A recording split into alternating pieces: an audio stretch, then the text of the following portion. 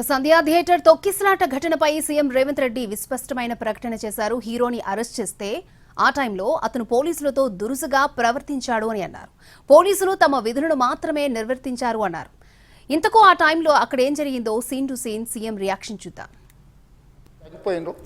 మీరు ఇక్కడ కూర్చుంటే థియేటర్లోనగా థియేటర్ బయట ఉన్న వేలాది మంది ఈ సినీ అభిమానులను మేము కంట్రోల్ చేయలేకపోతున్నాం. లా అండ్ ఆర్డరు శాంతి భద్రతలు చేయి దాటిపోయినాయి. మేము లాఠీ చార్జ్ చేయాల్సిన పరిస్థితి ఉంది. మీరు దయచేసి వెళ్ళిపోండి, వచ్చిండ్రు చూసిండ్రు కదా వెళ్ళిపోండి అంటే, లేదు నేను సినిమా అయిపోయే వరకు ఇట్లే కూర్చుంటానని పోలీసులతో చెప్పిండని సిటీ కమిషనర్ నాకు చెప్పడం జరిగింది అధ్యక్ష. బయట చనిపోయినరు, పరిస్థితి చాలా గందరగోళంగా ఉన్నది. మీరు ఇక్కడ నుంచి కదలాల్సిందే, లేకపోతే మిమ్మల్ని పోలీస్ స్టేషన్కు తీసుకెళ్లాల్సిన పరిస్థితి వస్తుంది.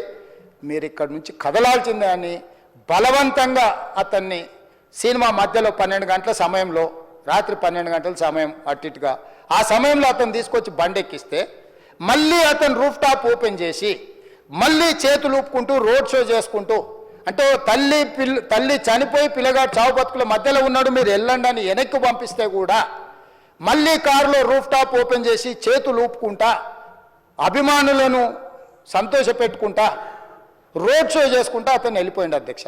కేసు మీద థియేటర్కి సంబంధించిన కొంతమందిని అరెస్ట్ చేసిరు. అరెస్టు చేసి 10-11 రోజుల తర్వాత పోలీసు హీరో గారింటికి వెళ్ళిండ్రు. మీరు కూడా కేసులో A11 మీ మీద కేసు ఉందని చెప్పడానికి పోలీసులతో దురుసుగా ప్రవర్తించిండు. మీరు ఆ వీడియోలన్నీ కూడా చూసిండ్రు.